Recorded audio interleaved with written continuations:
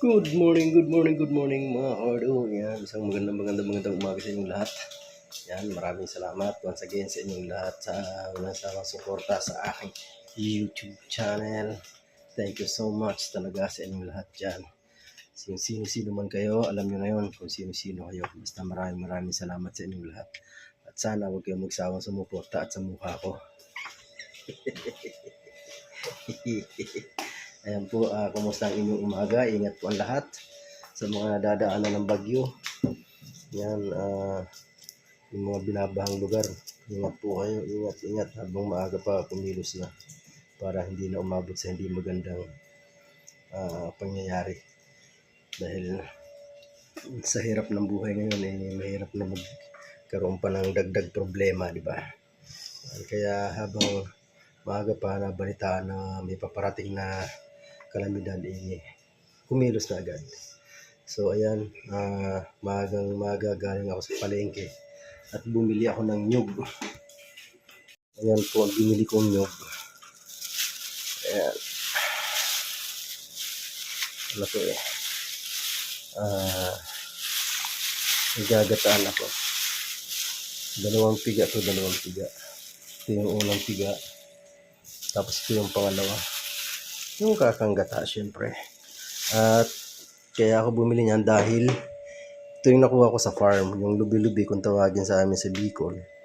Syempre yung talbos ng kamoting kahoy. Yan, napigaan ko na po siya kanina. Hindi ko lang na-vlog. Yan, ito pong talbos ng kamoting kahoy. Kaya ganyan itsura niyan, di ba? Pinigaan ko po yan. Kasi kailangan talagang pigaan yan. Dahil kapag hindi nyo yan pinigaan, mapakla po yan. Kaya kailangan talagang tanggalin yung katas ng dahon. Pinipigaan po talaga yan. So, ayan po mga kawerdo, at maghahanda rin ako na nagagayat ako ng sibuyas, bawang.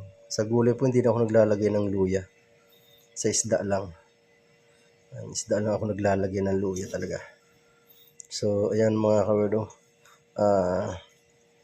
Gayatin ko lang tong aking sibuyas, bawang, at syempre hindi nawawala yun mamaya. Yan ang isa sa nagpapasarap ng ating lulutuing ulam. Okay, alright, yan, gayat muna ako mga kawerdo. So yan na nga mga kawerdo, kagaya ng dati, yan ay ating pakukulo ng bago ilagay ng gulay. Siyempre at lagyan na rin natin ng konting asin. At siyempre paminta. Okay.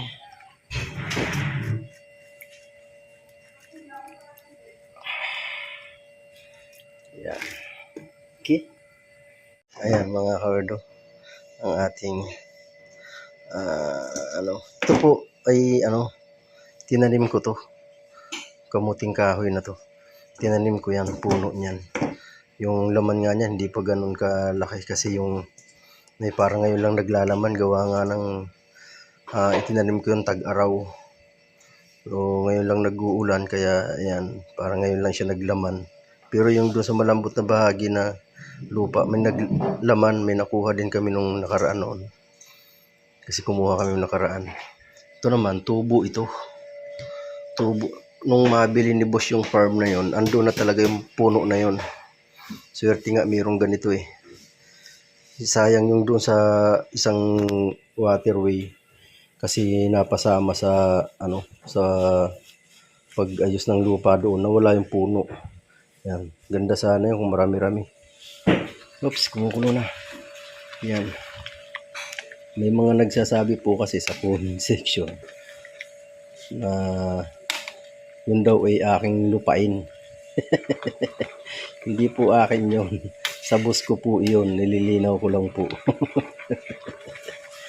Yan, nabili po yun ng boss ko parang 4 years ago. 3 years ago naman. 4.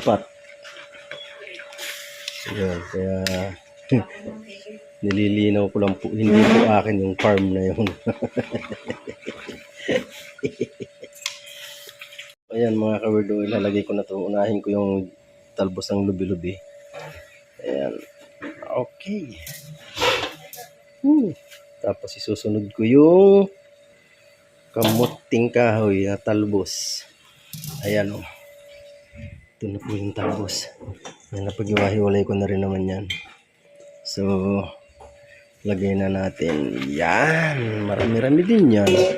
Oh. Yan o. Okay. Okay. Yan. Palambutin natin yan. Diyan. Hisigupin yan yung gata na ilagay ko kasi itong talbos ng kamuting kahoy malakas humigop ng gata yan. Kaya yan.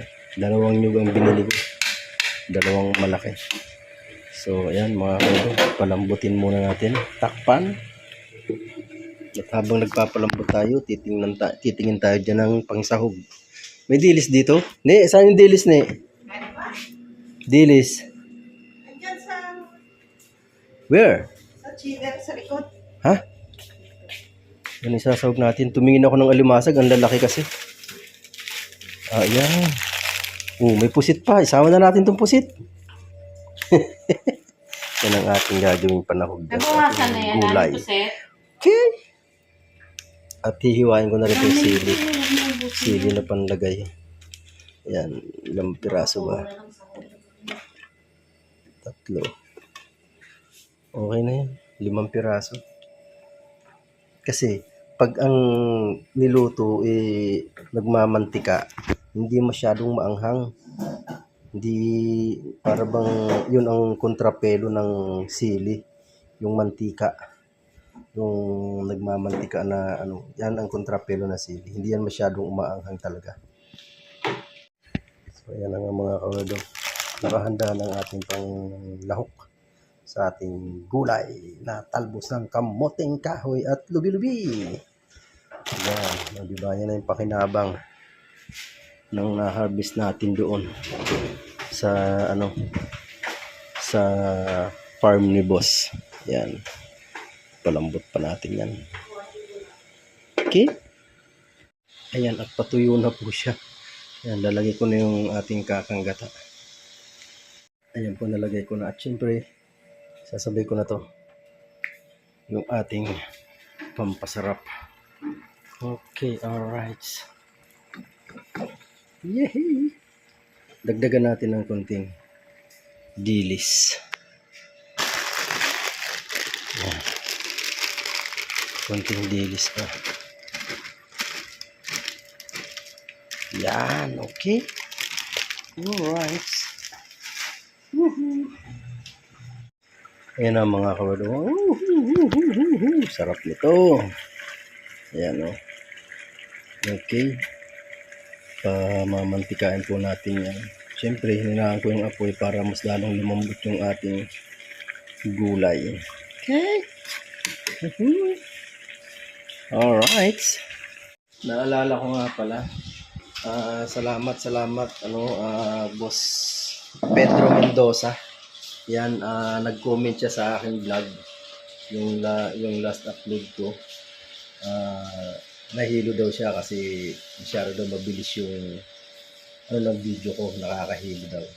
Pasensya na boss kasi yun, di ba malakas ang ulan nun.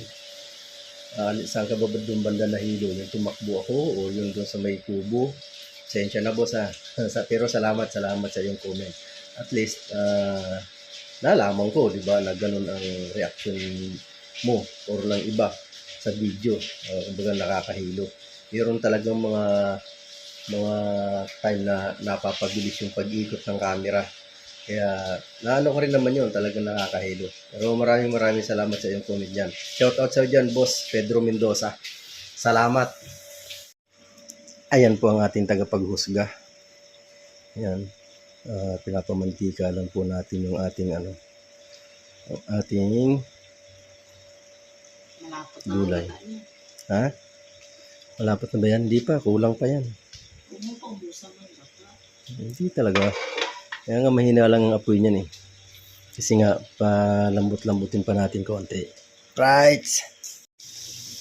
So, ayan na nga mga kawardo. luto na ang ating gulay. Yan, wow! Sarap nito. Kita mo yung sili, hindi masyadong kumagat yung anghang kasi nga, yan o, medyo nagmamantika na siya.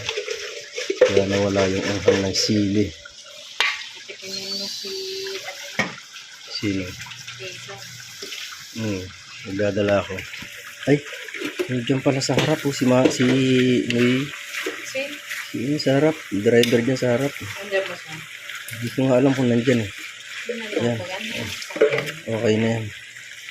Yan, luto na po yan. Bango. So, i-ano natin. Patay na natin ang apoy yan. Okay na yan. Alright, yan ang ating ulam for today.